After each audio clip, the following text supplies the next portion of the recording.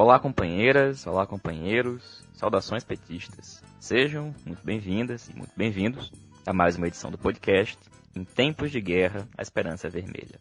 Hoje é sexta-feira, dia 21 de agosto. Eu sou o Patrick e conduzo a conversa junto com vocês.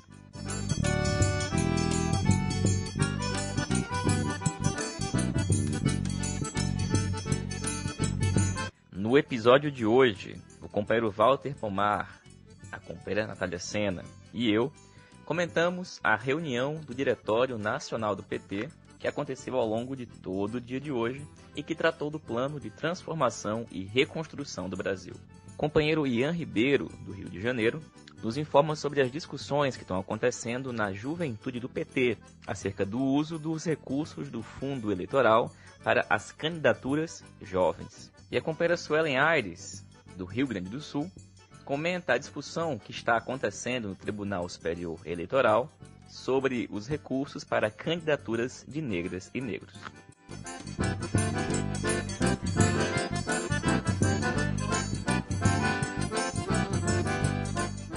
Pois é, gente, hoje foi mais um dia de reunião do Diretório Nacional do PT.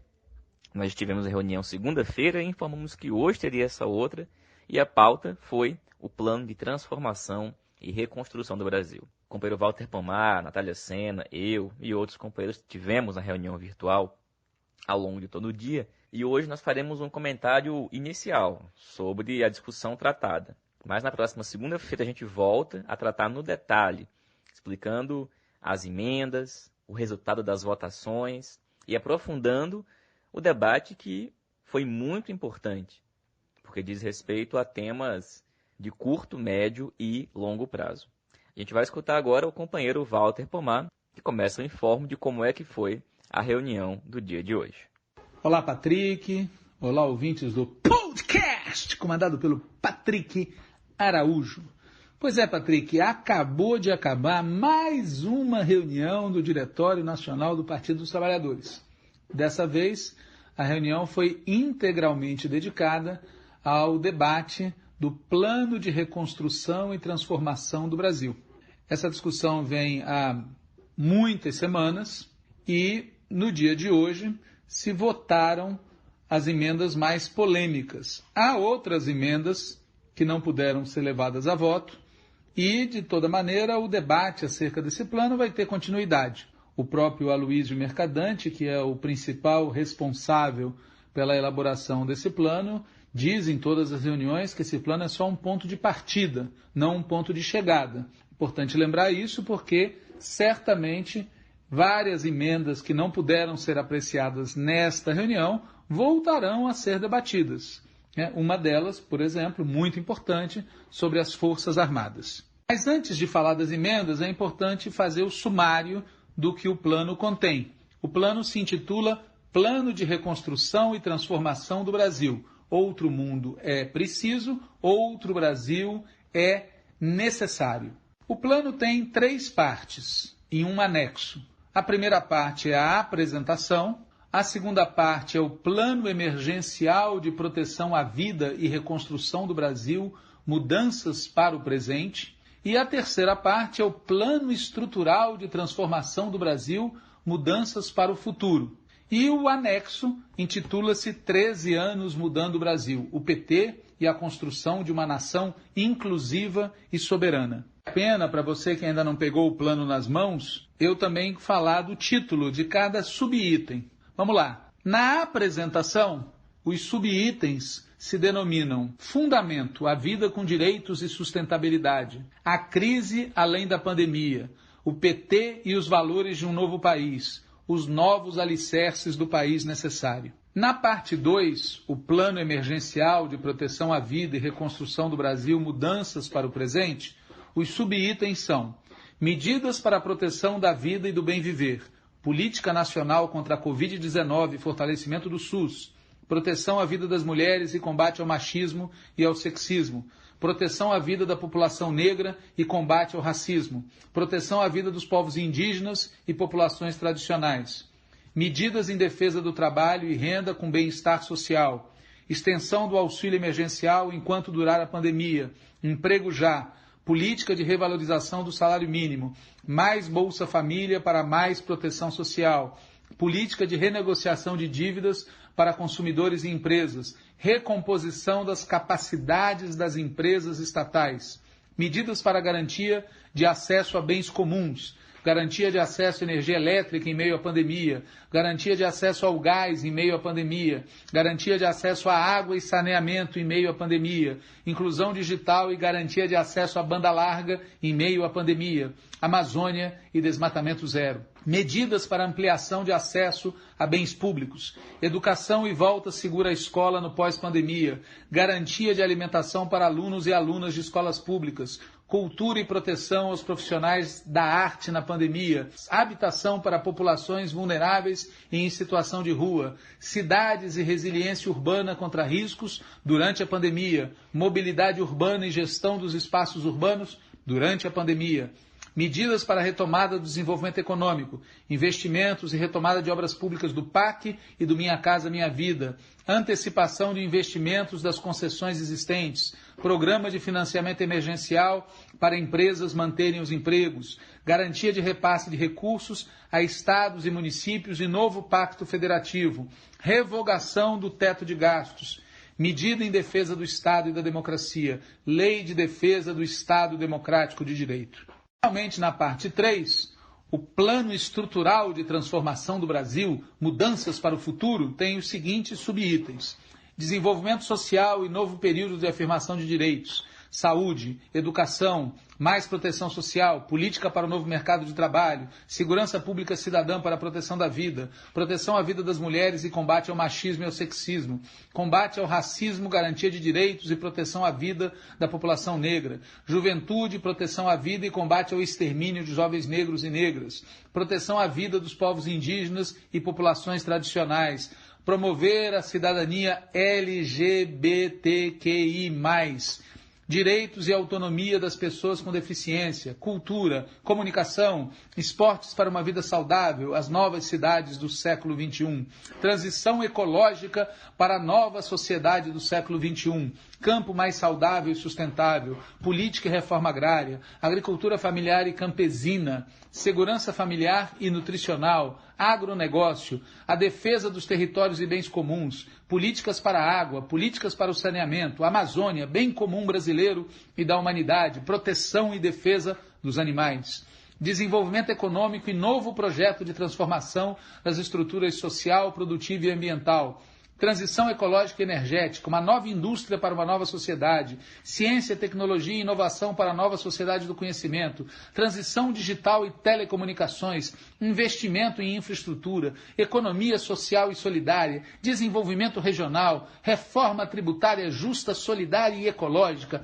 reforma bancária, revisão das regras fiscais e novas fontes de financiamento, política macroeconômica e financiamento, soberania nacional e nova inserção do Brasil no mundo, política externa, política de defesa, radicalização da democracia e refundação do Estado, soberania popular e democracia participativa, soberania popular e sistema econômico, reforma política, democracia e reforma do Estado, combate à corrupção e transparência e, último item, democracia, soberania popular e sistema de justiça. Como eu já falei, a quarta parte é o anexo intitulado 13 anos mudando o Brasil, o PT e a construção de uma nação inclusiva e soberana. Isso tudo que eu sumariei está distribuído em 108 páginas. Corpo 11, Times New Roman. É um texto bastante grande, digamos assim. A comissão de emendas, da qual faz parte Miriam Belchior, William Ozaki, Sérgio Gabrielli, Aloysio Mercadante, Marcelo Zero, talvez mais alguém que agora eu não recorde, recebeu uma grande quantidade de emendas a essas 100 e tantas páginas de texto. Para vocês terem uma ideia, chegaram a ser apresentadas cerca de 200 emendas, mais ou menos, a este texto. A comissão de emendas incorporou algumas, incorporou parcialmente outras, e não incorporou cerca de 60 emendas que foram levadas para debate no Diretório Nacional do PT. Às vezes, a comissão não incorporou por não se sentir autorizada a incorporar. Às vezes a comissão não incorporou por não concordar com o teor da emenda. Essas emendas que foram levadas a debate no Diretório Nacional versavam sobre os seguintes assuntos: socialismo e estrutura da propriedade, constituinte, Forças Armadas e Polícias Militares, OSs e o Fora Bolsonaro. Certamente no próximo podcast, comandado pelo Patrick Araújo, a gente vai voltar a falar do debate que ocorreu acerca de cada uma dessas emendas. Adianto que, em um dos casos, o debate foi remetido para uma próxima reunião. O tema das Forças Armadas foi remetido para uma próxima reunião. Não foi pacífico isso. Vários de nós, inclusive eu mesmo, defendíamos que o diretório podia e devia deliberar sobre o assunto.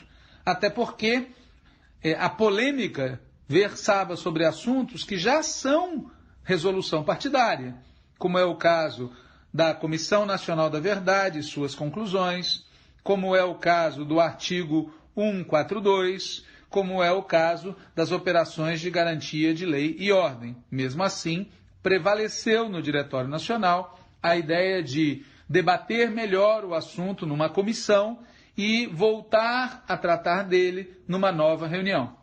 Sobre o tema do Fora Bolsonaro, prevaleceu, por acordo, a seguinte orientação: o programa vai ter uma apresentação, essa apresentação fará referência à resolução do Diretório Nacional do Partido sobre o Fora Bolsonaro e, além de fazer uma referência, também reproduzirá o trecho central da resolução do Fora Bolsonaro. Sobre as organizações sociais, foi aprovado o seguinte texto: fortalecer a gestão pública do SUS exige construir democraticamente processos de transição que nos permitam superar modalidades de gestões privatistas, como as organizações sociais, OSs. Sobre o tema da Constituinte, também se construiu uma redação unitária com base na resolução do Congresso Nacional do PT. O debate a respeito foi muito interessante, ficou claro existirem posições diferentes sobre o tema, mas de toda maneira se encaminhou para a comissão de redação do programa um parágrafo que recebeu o voto de praticamente todos os membros do Diretório Nacional, com uma abstenção, que, se a memória não me falha, foi da companheira Maria do Rosário. Onde não houve acordo, onde houve muita polêmica, foi no tema polícias militares, no tema socialismo e no tema capital financeiro. Valeu, Walter. Obrigado, companheiro.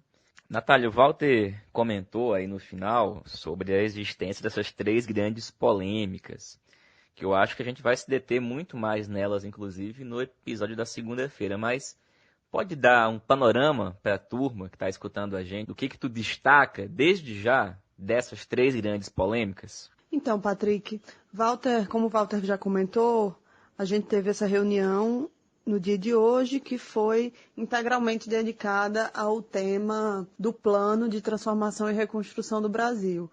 Ou seja, era uma reunião cuja pauta única era debater e votar as emendas que tinham sido apresentadas dentro de um certo prazo que foi estabelecido acerca dos assuntos programáticos e estratégicos que constam neste plano. Como o Walter também já disse, a gente vai voltar ao assunto e contar de forma mais detalhada no próximo podcast, no próximo programa, né? A gente vai preparar um informe mais organizado acerca de cada discussão que aconteceu de mérito, mas eu queria já adiantar aqui alguns comentários sobre as polêmicas que efetivamente aconteceram na reunião, que ficaram nítidas que existe divergência, né? O tema do socialismo, o tema do sistema financeiro e o tema da segurança pública. No tema do socialismo, a gente está diante daquele velho problema que a gente já vem falando há muito tempo, mas especialmente nos últimos meses a gente vem tratando muito desse assunto, que é a dificuldade cada vez maior do partido de entender que a gente deve falar e deve enfatizar o socialismo como uma alternativa concreta para a atual situação, né? Tem muita dificuldade de aceitar isso como algo concreto, como algo exequível, como algo defensável. Então, a minha impressão, pelo menos, é que prevalece uma concepção de que o socialismo fica ali, fica nos nossos discursos, fica a palavra, mas a gente não consegue tratar dele de forma bem articulada com as medidas programáticas que a gente efetivamente propõe, né? Então, esse é o principal problema que está colocado acerca do tema do socialismo. O outro tema que foi a discussão hoje é o tema da segurança pública. E dentro desse tema segurança pública, duas questões foram mais polêmicas. A primeira é a questão da caracterização da polícia militar, digamos assim. E a segunda é a questão da unificação das polícias. Sobre a caracterização da polícia militar, basicamente se instaurou uma divergência, que foi, no fim das contas, derrotada, sobre caracterizar duramente a polícia militar, como a instituição que mais mata no mundo, a instituição policial, como uma instituição que pratica terrorismo de Estado. Enfim, a emenda propõe uma caracterização dura e houve divergência sobre isso, basicamente por dois motivos. Primeiro, porque isso dificulta o nosso diálogo com os policiais. E segundo, porque a gente não pode generalizar, porque não dá para dizer que as polícias nos estados onde governamos praticariam terrorismo de Estado, por exemplo, ou seriam o que a gente estava descrevendo ali, né? Então, visivelmente tem ou uma incompreensão, para dizer o mínimo, acerca do que são essas instituições, né? E talvez até uma não aceitação, uma certa cegueira acerca do papel dos nossos governos em relação a essas instituições, né? Porque efetivamente, o que a gente sabe que acontece na prática é que os governos, mesmo os nossos, não controlam as polícias militares sob seus comandos. Então, a primeira coisa é essa. A segunda coisa que foi a discussão é a questão da unificação das polícias. Isso também foi polêmico,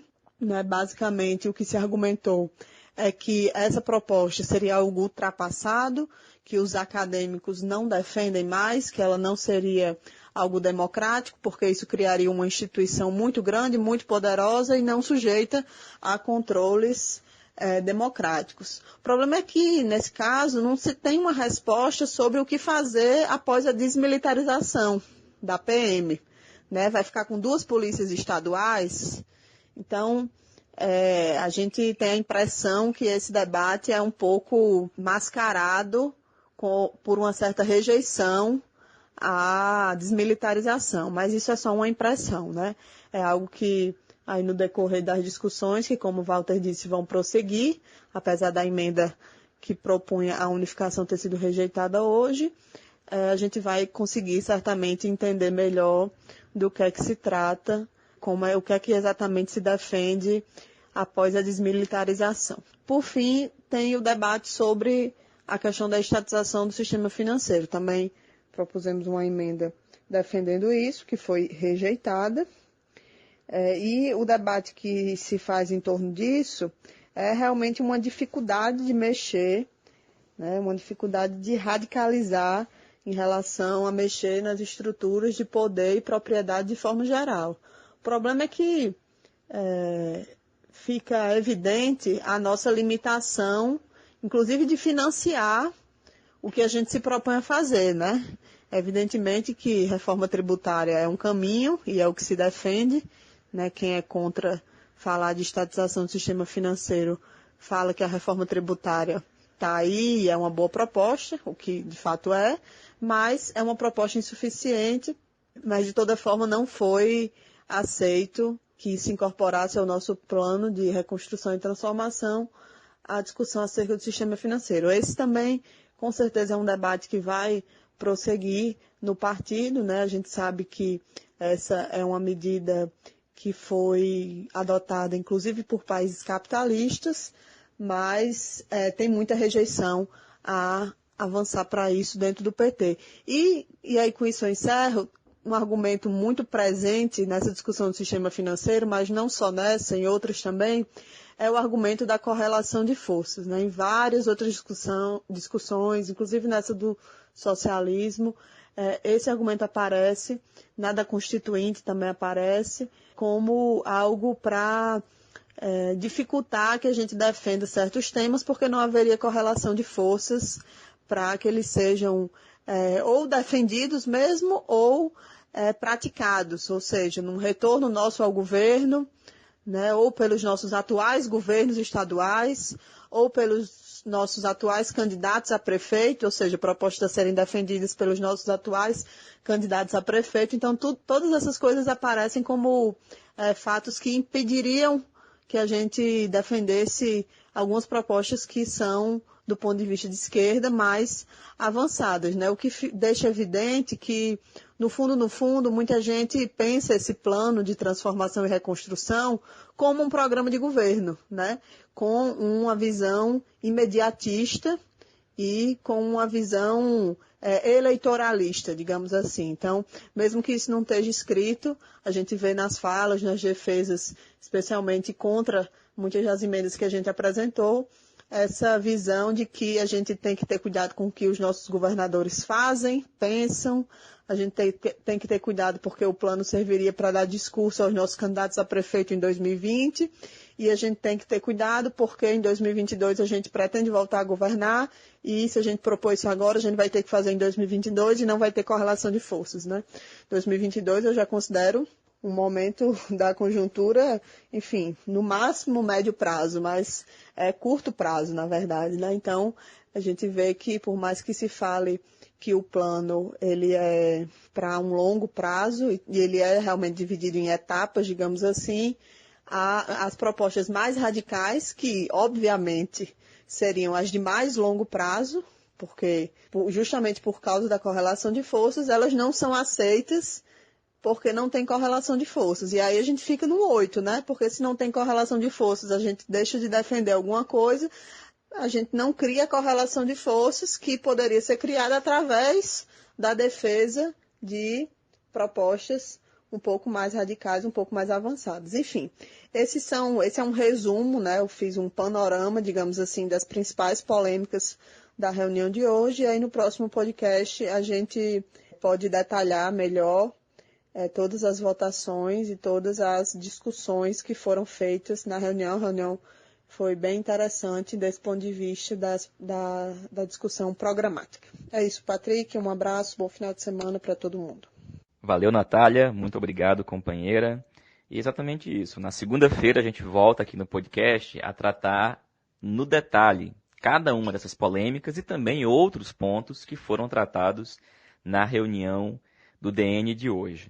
Eu só acrescento que a gente vem tratando desse tema já há algumas semanas. Esse plano de transformação e reconstrução do Brasil, ele promete entregar um programa de futuro para o país, tocando em questões de curto, médio e longo prazo, mas ele tem apresentado fragilidades justamente em concatenar as questões de curto, médio e longo prazo. E pela reunião que a gente teve hoje, fica evidente que não há disposição de um setor do partido de tratar daquelas questões que são de médio prazo, que são de longo prazo, mas que só vão ter viabilidade se nós começarmos a agir para que elas se realizem desde já. É por isso que o que o plano busca ser, um plano de reconstrução e de transformação, acaba se assemelhando muito mais a um plano de arrumação do Brasil. Porque para um plano de reconstrução, o pressuposto é que algo foi destruído e tem que ser construído algo novo em seu lugar. Ou ainda, um plano de transformação implica uma mudança de um estado, de uma coisa que era uma coisa e passa a ser uma coisa nova. E é justamente isso que falta, em grande medida, ao plano. E é por isso que ele mais se assemelha a um plano de arrumação. Porque ele faz o diagnóstico de que as coisas não estão bem e precisam mudar. Mas as mudanças que ele apresenta são mudanças com alguns tons abaixo do necessário, que não são, portanto, uma grande transformação e que também estão um pouco distante de ser alguma reconstrução. A gente volta a falar dele, portanto, na segunda-feira e esperamos por vocês lá. A gente vai escutar agora, companheirada, o companheiro Ian Ribeiro. O Ian está na direção nacional da Juventude do PT Eles estão tratando lá na JPT sobre a utilização dos recursos do fundo eleitoral. Como a gente já comentou aqui, em uma dessas reuniões do DN agora de agosto, foi aprovado que 3% do total dos recursos do fundo eleitoral será destinado às candidaturas prioritárias das secretarias setoriais do PT. A juventude é uma delas. Você pode fazer para a gente, Ian, um resumo de como foi a discussão na JPT até agora? Porque a gente se recorda que o debate inicial era que fossem 5%. A proposta aprovada foi de 3%. Como é que foi a discussão e como que se chegou a essa proposta? E como é que vocês discutiram aí esse percentual em torno dos 20%, dos 3% para a divisão? Fala, Patrick, tudo bem? Queria cumprimentar todos e todas aí que estão nos escutando. É sempre um prazer estar participando aqui do podcast. E agora, queria estar respondendo essa pergunta, né? De como é que foi esse debate que chegou de 5% para 3% aprovado, e desses 3%, a juventude tem direito a apenas 20%. Quando estava tendo debate sobre os 5%, foi apresentada uma contraproposta pela tesouraria do partido de 3%. Apesar da discordância de grande parte da juventude do PT, essa foi a proposta aprovada. Acho que vale um momento debater sobre essa questão, até porque grande parte das nossas candidaturas do partido são de juventude, né? E nós, da articulação de esquerda, fazíamos um outro debate, acho que acertado, infelizmente não foi a nossa proposta de divisão do fundo partidário aprovada. Acho que após o processo é necessário que seja feito um balanço na juventude do PT do que apenas esses 3% aprovados por secretarias setoriais vai representar. Sobre o debate da divisão em si dos 3%, né?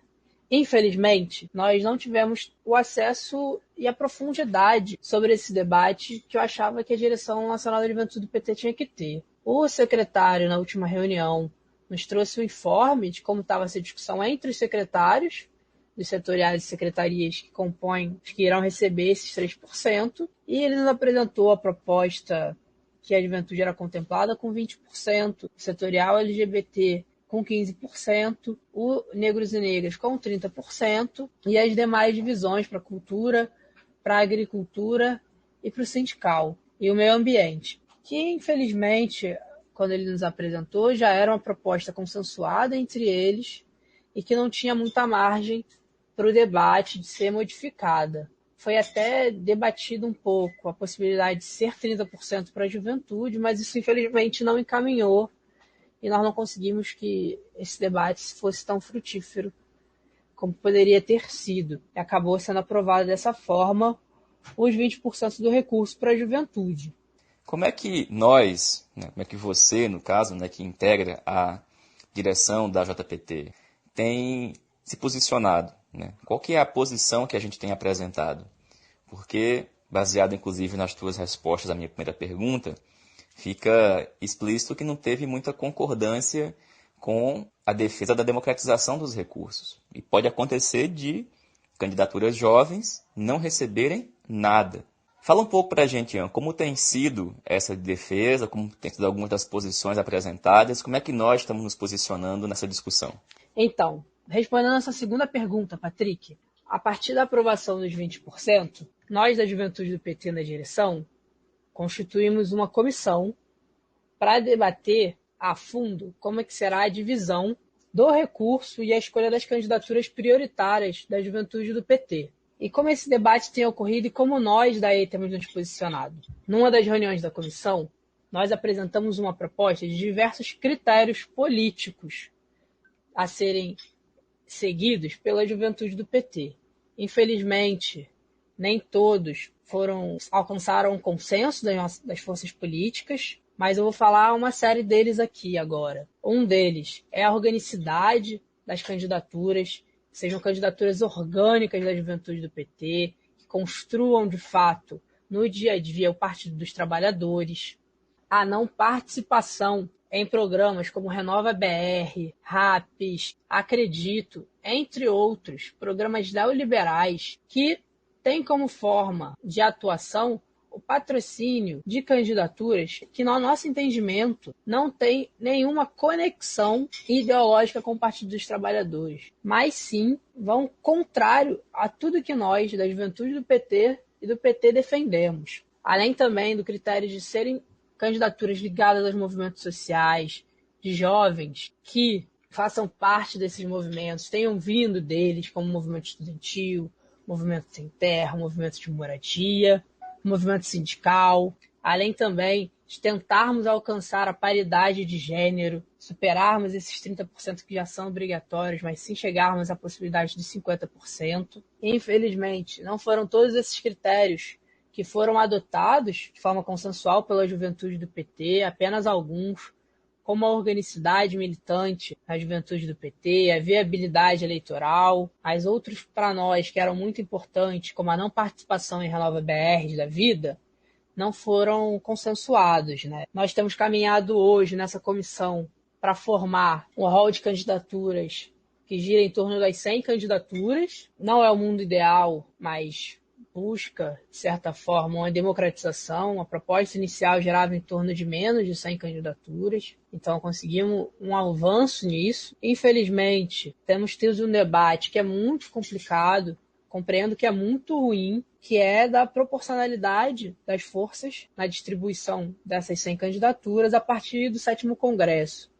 E aqui vale ressaltar, Patrick, que esse tipo de argumento é muito complicado, é muito ruim de fato, porque entendemos, primeiro, que a proporção do 7º Congresso, por ser a partir de um PED, já é muito problemático. Esse não pode, nem deve ser o argumento principal para como a gente vai decidir elencar as candidaturas prioritárias da juventude do PT e também que a proporção do 7º Congresso não reflete a realidade da juventude do PT. Nós estamos há 5 anos sem um congresso. O último congresso que nós tivemos terminou com muitos problemas, com a maioria das forças se retirando do congresso, não reconhecendo aquele espaço. Então, utilizar qualquer proporção é muito ruim. Nós temos nos colocado contrário a esse debate, tentado trazer mais para os critérios políticos. Infelizmente, esse é um critério que, para basicamente todas as forças políticas, é consensual, apesar de algumas críticas vindo de uma parte das forças, mas ainda não é uma coisa que está fechada. Vamos estar enfrentando esse debate nas próximas reuniões, porque acreditamos que os critérios políticos têm que ser o principal critério e a principal forma de escolha das candidaturas prioritárias da juventude do PT. Nós estamos entrando num processo eleitoral em torno de 4.000 candidaturas que se reivindicam da juventude do PT, foram mapeadas pelo Representa, então nós precisamos ter muito cuidado com os critérios utilizados e muita responsabilidade com esse recurso e com a forma de decisão sobre as candidaturas prioritárias da juventude do PT. Para encerrar, já que nós temos aí em torno de 100 candidaturas que vão estar sendo contempladas por esse recurso voltado às candidaturas prioritárias, nós da JAI temos defendido, eu defendi no espaço, a proposta que foi apresentada para a comissão, que nós tenhamos uma campanha de defesa e de garantia para as demais candidaturas da juventude espalhadas por todo o país, porque é inadmissível. Nós, da juventude do PT, não podemos deixar acontecer que qualquer jovem espalhado por esse país entre nessas eleições ou saia delas receber o mínimo de aporte de ajuda do Partido dos Trabalhadores. Nós entendemos que esse é o maior desafio e a maior luta colocada para a juventude do PT nesse momento, e nós defendemos, volto aqui a colocar, uma campanha de defesa das candidaturas jovens, para que elas estejam nas listas de prioridade nas suas cidades, nos seus estados, para que elas recebam o mínimo necessário para se construir uma campanha digna nas suas cidades e para que elas garantam com isso o melhor processo eleitoral possível para a juventude do PT e que renda muitos frutos organizativos para a nossa juventude, país afora. Valeu, Ian. Obrigado, companheiro, pelo informe. O debate continua. Quando nós tivermos mais informações, o Ian volta ao podcast para nos atualizar. E ainda tratando de um tema parecido, mas agora não no âmbito do PT, a companheira Suelen Aires, secretária de Mulheres do PT do Rio Grande do Sul, fala para a gente sobre a discussão que está acontecendo no Tribunal Superior Eleitoral sobre os recursos para candidaturas de negros e negras no Brasil. Esse debate teve início em junho, voltou à pauta do TSE essa semana e a Suelen comenta para a gente. Olá, companheiras e companheiros que estão acompanhando o nosso podcast Em Tempos de Guerra, A Esperança é Vermelha.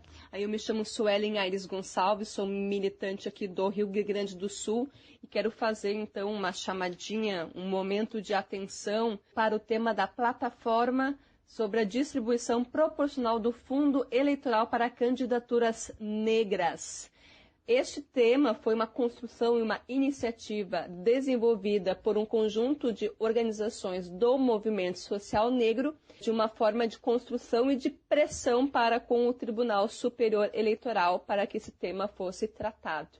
Essa plataforma foi denominada Eleições Antirracistas. Então, a partir dessa perspectiva de pensar financiamento e pensar o programa de televisão para candidaturas negras em nosso país, este processo, então, está no Superior Tribunal Eleitoral. Tivemos uma das agendas no dia 30 de junho, que foi colocada em pauta.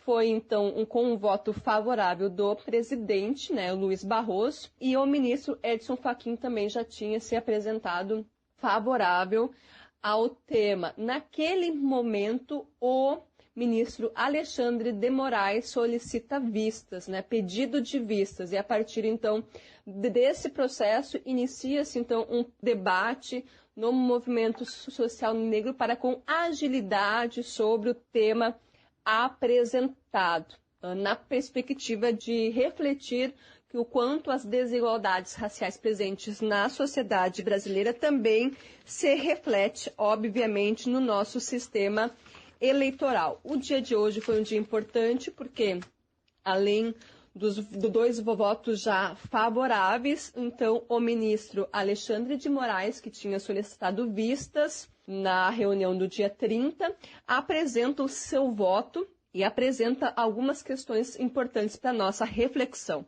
Ele traz na sua fala, na fala do seu voto, um debate sobre a proporcionalidade de candidaturas de homens negros e, a partir destes dados das eleições de 2016, ele apresenta inúmeros elementos que nos fazem, né, um conjunto de reflexões sobre o processo discriminatório, inclusive no sistema eleitoral. Ele nos trouxe o dado que na eleição de 2016 nós tivemos 48,73% de candidaturas de homens negros, porém, esses mesmos 48,73% só tiveram acesso a 26,24% do recurso para as campanhas eleitorais destinadas aos homens, ou seja, a disparidade entre homens negros e brancos é uma realidade. Se a gente pensar o recorte de gênero, também será. Então, nessa perspectiva, Alexandre de Moraes apresenta, então, uma proposta